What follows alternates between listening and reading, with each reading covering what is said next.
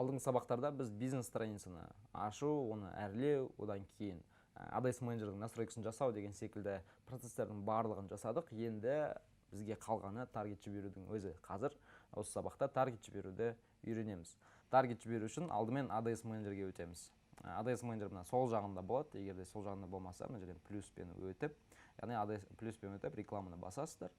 Одан кейін мына перейти в ADS менеджер дегенді өтесіздер. Осылай загрузка ADS менеджер деп шығады. Осы бетте бүкіл процесстердің барлығы жасалады. Осы жерде жаңағыдай рекламаны жіберу, оны өшіру, өзгерту, одан кейін аналитикасын шығару, жаңағыдай CTR-ын қарау, CPM деген секілді барлығын осы жерден көреміз. Осы жерден жасаймыз. Енді кеттік таргет жасау үшін біздер создать батырмасын басамыз. Осы жерден цель компания деген жерде трафикті таңдаймыз. Трафик таңдағаннан кейін, мына жерде төменде назовите свою компанию деген бар. Осының үстіне басасыздар, және де қазір мына жақтан ақпараттар толтырамыз. Ең алдымен компания деңгейінде бұл жерде біз өзіміздің қандай реклама жіберіп жатқанымызды жазсақ болады. Және де біздің рекламамыздың жүру уақытын жазып қояйық, себебі реклама қай уақытта тоқтайтынын бірден көріп отырамыз. Барынша өзімізге түсінікті болатындай болу керек, және де бұны біздің клиенттер көрмейді, бұны тек қана өзіміз ғана көреміз. Келесі группа повеление деңгейінде біз өзіміздің рекламамызды кімдерге көрсететінімізді енгіземіз. Мысалға мен аламын да бизнесмендер.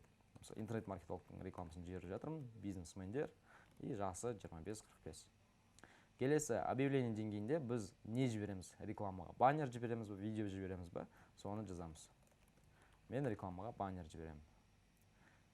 Келесі продолжить басамыз. Бізде осындай бет шығады. Осы жерден бірден төменге түсесіздер. Одан кейін мына жерде оптимизация бюджеті компания деген тауып аласыздар. Осыған біздер жаңағы оптимизацияны қосып қоюымыз керек. Бұл біздің рекламаның ақшасы барынша тиімді жүруіне көмектеседі. Және де мына дневной бюджет жанында мына жерден сіз өзіңіздің қалаған бюджетіңізді белгілейсіз. Осы жерде біз өзіміздің рекламаға қанша ақша жұмсайтынымызды белгілейміз. Негізінен тест ретінде ең бастапқы кезде бір $3 қойсақ болады. Егер де уже реклама өтіп, бәрі нормально болған кезде біз аламыз да бұл бюджетті жары қарай көбейте береміз. Бастапқыда жаңағы тестке күніне $3 қойсақ жеткілікті. Келесі далені басамыз. Далені басқан кезде келесі бет шығады. Бұл группа повеление деңгейі. Бұл жерде біз өзіміздің жаңа аудиториямызды соның барлығын белгілейміз. Міне трафик деген жерде міне сайт деп тұрады. Сайт тұру керек. Біз рекламамызды сайтқа жібереміз. Келесі бюджет и график бөлімінде мына жерде дата запуска деп тұр, және де дата окончания. Запуск деген бұл рекламаның басталу уақыты, окончания бұл рекламаның аяқталу уақыты. Қазір аяқталу уақытын белгілейміз. Ол үшін мына жерде галочканы қою керек. Міне установить дату окончания деген жерден галочканы қоямыз. Одан кейін төмен мына жерде датаны белгілейміз. Біздер аяқталу уақыты, мысалы рекламамыз 1 апта жүреді. Одан кейін уақыты. Мына жақта жоғарыда қандай уақыт тұр, дәл соны жазып қойсаңыздар жеткілікті. Жаздық. Міне біз датаны белгіледік. Яғни рекламамыз қазір бірден тексеріске кетеді, одан кейін 6 маусымға дейін жүреді. Яғни өзіміздің рекламамыздың қай уақытқа дейін жүретінін осы жерден белгілейміз. 5 күнге жібереміз, 4 күнге жібереміз, немесе 10 күнге жібереміз. Осы жерден белгілейсіздер. Келесі аудитория бөлімінде бұл жерде біз өзіміздің мақсатты аудиториямыздың жасын, жынысын, қызығушылықтарын, одан кейін жаңа рекламаны қай жаққа жіберу керектігін белгілейміз. Ең алдымен местоположениені белгілеу керек. Ол үшін мына жерде изменить деп басамыз. Сізде кей кезде изменить емес, редактировать деп шығып тұруы мүмкін. Живущий здесь или недавно постелили деп жазылып тұр. Осы жерден біз аламыз да, живущий здесь деп таңдаймыз. Не себепті? Бұл жерде біз рекламамызды именно осы жергілікті тұрғындарға рекламаны көрсетеміз. Ол жақтан туристер келуі мүмкін, басқа елдерден немесе басқа қаладан келуі мүмкін. Ол адамдарға біздің рекламамыз өтпеуі мүмкін. Яғни біздің ақшамыз бос кетеді. Сол себепті люди живущие здесь таңдаймыз. Сіздің егер де кәсібіңіз ресторан, кафе, белгілі бір орны болатын болса, онда осы жерден өзіңіздің қалаңызды таңдасаңыз болады. Мысалы, Ақтөбе деген секілді. Ақтөбе деп белгілейміз. Енді келесі мысалы плюс 40 километр деп жазылып тұр. Бұл біздің рекламамыздың көрсетілу аймағы. Оны бұл жерден аламыз да, только текущий город деп белгілесек, тек қана Ақтөбе қаласына біздің рекламамыз көрінеді. Егер де тағы да қалалар керек болатын болса, немесе сізге бүкіл Қазақстанға жіберу керек болатын болса, онда басында бізде Қазақстан деп тұрды, сол жерден қозғамасаңыз болады. Мына жерде Қазақстан деп белгілеген кезде бүкіл біздің рекламамыз Қазақстанға көрінеді. Нақты местоположениені осы жерден белгілейміз. Келесі, бізде бұл жерде өзіміздің мақсат аудиториямыздың жасын белгілейміз. Возраст деген жерден изменить деп басасыз, және де өзімізге керек жасты белгілейміз. Мен 25-45 жастағы кәсіпкерлерге қазір рекламаны жіберемін. 25-45, все, кеттік. Келесі, бұл жерде пол. Кәсіпкерлер әйел адамдарда, жаңағыдай ер адамдарда болады, сол себепті бұл жерде изменить деп басқан кезде все шығады, мужчина және женщина. Егер де сізге тек қана әйел адам керек болатын болса, женщина басасыз, ер адам керек болса, мужчина қалады. Егер де екеуі де болатын болса, онда все деп тұра береді. Енді маңызды бір бөлімі бұл детальный таргетинг. Детальный таргетингте біз не істейміз? Осы жерден біз өзіміздің жаңағыдай мақсатты аудиториямыздың қызығушылықтарын белгілейміз. Тағы да изменить деп басамыз, және де бұл жерден не істейміз? Қазір бизнес-менеджердің қызығушылықтарын табамыз. Бизнес деп жазған кезде, бізде астында осылай осы бизнес деген сөзі бар, қызығушылықтар шығады.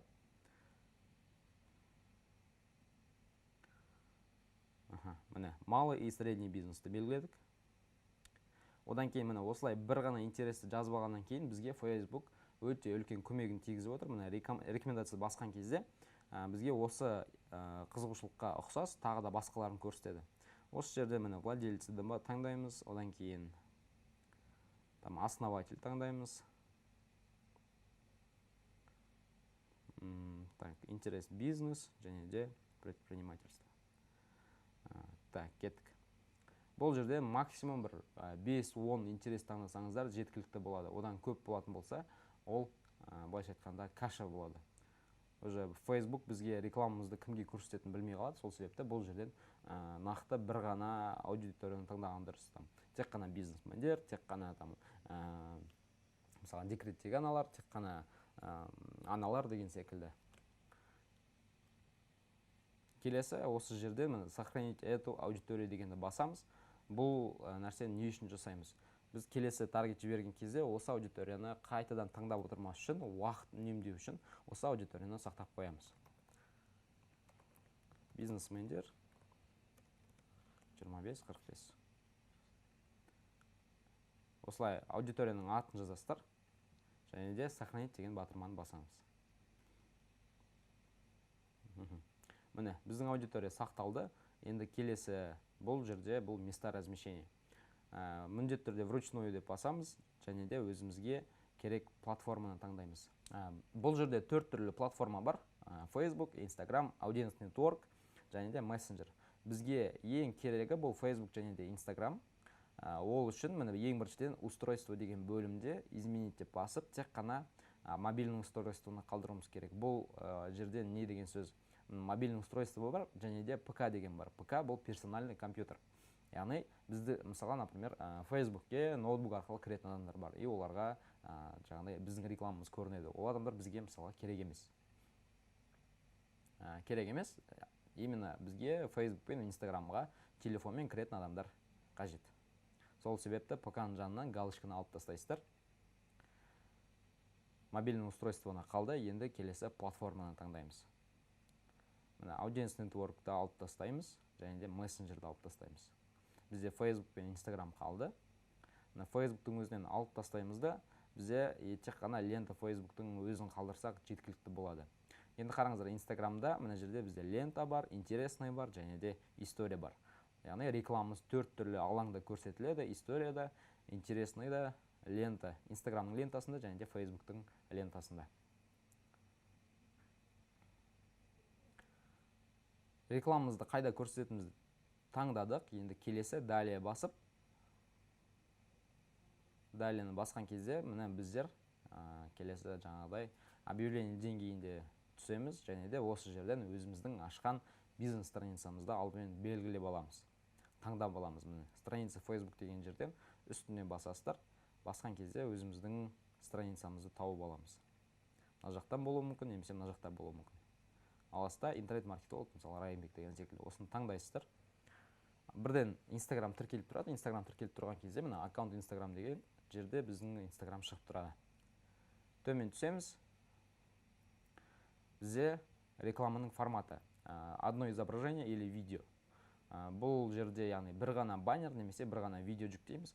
Ал егерде кольцевая галереяны таңдайтын болсақ, онда бірнеше баннер, бірнеше видеоны жүктей аламыз. Максимум 10-ға дейін жүктей аламыз.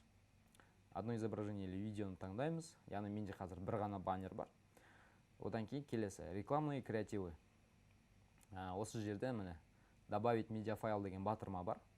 Осыны басып, біз өзіміздің баннерімізді немесе видеомызды жүктейміз.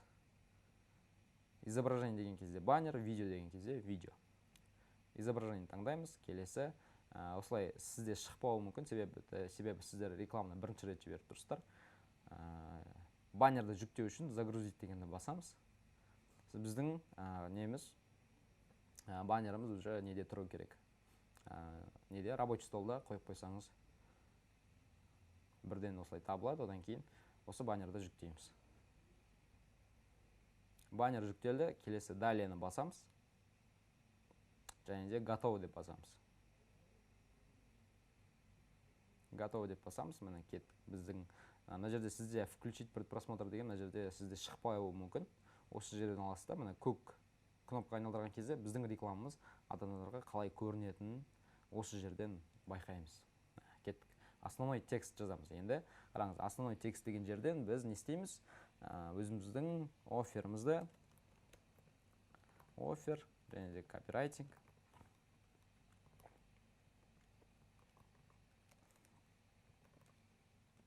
Одан кейін call to action, яғни жаңағыдай іс-әрекетке шақыру, осының барлығын осы жерде жазасыздар.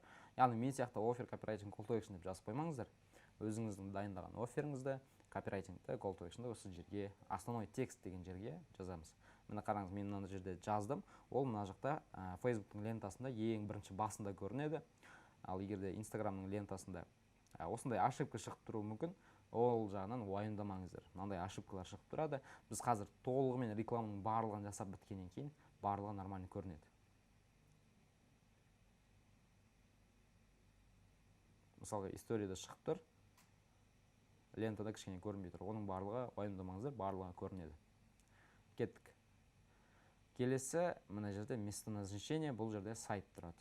Сайт тұрады, қозғамайсыздар. Енді келесі URL сайты деген кезде, мына чат API арқылы жасалған өзіміздің сілтемемізді осы жерге қоямыз. Ең алдымен жаңағыдай номерімізді жазамыз, одан кейін бізге қандай реклама, қандай текстпен адам шығу керек, соны жазамыз.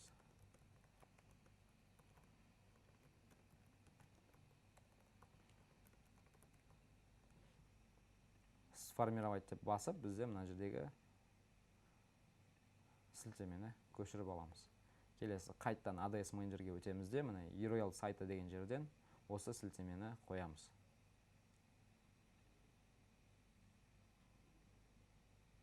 Міне қойылды. Міне бізде лентаны шықты, бағана лента шықпай тұр еді, енді қойылды. Бізде ошибкалардың барлығы кетті. Осылай сіздерде де осылай болу керек, ошибка болмау керек. Лентаның размері 1:1 болу керек, яғни квадрат. Так, мына біздің текстіміз мына жақтан шығып тұрады. Историяда мына жерде текст тұрады. Және де Facebook'тың лентасында текст мына жақта тұрады. Төмен түсеміз. Все, кеттік. Бізде ең соңғы қалғаны енді опубликовать деген батырманы басу. Осы батырманы басу арқылы біз ары қарай таргетті Facebook'тың тексерісіне жібереміз. Facebook біздің рекламамызды қанша уақыт тексереді? Егерде біз рекламаны ең алғаш жасап жатқан болсақ, көбімізде осылай. ең алғаш жасап жатқан кезде біздің рекламамызды максимум 48 сағат тексереді. Ал егерде уже бір емес бірнеше рекламаны жіберіп бастаған кезде, уже мысалы келесі рекламаны, мына реклама жүріп бітеді немесе жүріп жатқан кезде екінші рекламаны жасайтын болсақ, онда ол уже бізде максимум 24 сағат тексеріледі. Енді қараңыздар, біздің рекламамыз статусы тұр на проверке. Бірнеше статус бар. Бұл жерде қызыл болып тұратын болса, мына жерде жасыл болып тұр. Бізде әзірше қызыл болып тұратын болса, онда біздің рекламамыз тексерістен өтпей қалды, немесе бір қандай да бір ошибка бар, сол ошибканы реттеу керек болады. Ол үшін бірден редактировать, немесе мына жердегі шығып тұрған ошибканың үстіне басқан кезде қандай ошибка шығып тұрғаны көрінеді. Сол жерден батырманы басып арқылы ошибканы жөндейміз. Редактировать етіп, мысалы көбінде проблема бұл осы жаңағыдай объявление бөлімінде баннеріңіз сәйкес келмей қалады, немесе текстіңіз өтпей қалады деген секілді. Осы нәрсе болады. Сол себепті бірден осы объявление деңгейіндегі өтіп, ішінен жаңағыдай текстті дұрыстаймыз, баннер размер келмейтін болса размерін келтіреміз деген секілді жаңағыдай жөндеу жұмыстарын жүргіземіз. Одан кейін келесі статус показ, бұл действующий деген нәрсе бар. Действующий дегеніміз бұл біздің рекламамыз уже жаңағы неге кетті. Тексерістен өтті, ары қарай уже рекламамыз жүріп бастады деген сөз. Бізде бір 2-3 сағаттан кейін уже мына жақтан статистика көріне бастайды. Бізде охват пайда болады, кликтің саны пайда болады, кликтің бағасы, қанша ақша кетті, соның барлығы осы жақтан көрініп отырады. Және де запланированные группы деген нәрсе бар. Статус показы запланированные группы деп сізде шығуы мүмкін. Ондай статус не себепті шығады? Міне қараңыздар. Мына біздер аудиторияны таңдайтын бөлімде, группа объявление бөлімінде, мына жақта дата запуска деген кезде, мына жақтан уақытын өзгертетін болсақ, алдағы уақытты қойып қоятын болсақ, мен мысалы, например, мына жерде Лос-Анджелестің уақыты мен аламда, бұл жерден 31 деймде, яғни біздің рекламамыз уже бір күннен кейін шығады. Сол себепті бізде статуста запланированные группы деп тұрады. Егерде рекламаның дәл қазір шыққанын қаласаңыз, онда мына жақта дата запусканы вообще қозғамаған дұрыс. Яғни біздің рекламамыз бірден тексеріске кетеді, тексерістен өткеннен кейін бізден бірден неге шығады, действующий болады. Так, кеттік. Енді осы ең негізгі статустар. Егерде рекламаны өшіру керек болатын болса, мына жақта включить, выключить деген VKL және де выкл деген осындай не бар. Сөздер жазылып тұр. Осының үстінен басқан кезде біздің батырмамыз сұр түске айналады. Яғни біздің рекламамыз статусы бірден выключен дегенге өзгереді. Қайтадан қосып қоямыз на проверке. Статус показа және де завершен деген нәрсе бар. Завершен дегеніміз біздің рекламамыз өзінің уақытымен толығымен аяқталды деген сөз. Яғни рекламамыз өзінің уақытына дейін жүріп бітті. Сол кезде статус бізде завершен деп шығады. Қараңыздар, сіздер ең алғашқы өздеріңіздің таргеттеріңізді жасап бастадыңыздар. Таргеттеріңіз жақсы жүреді деген ойдамын. Алдағы сабақтарда біраз нәрсені үйренетін боламыз. Келесі сабақтарда кездескенше.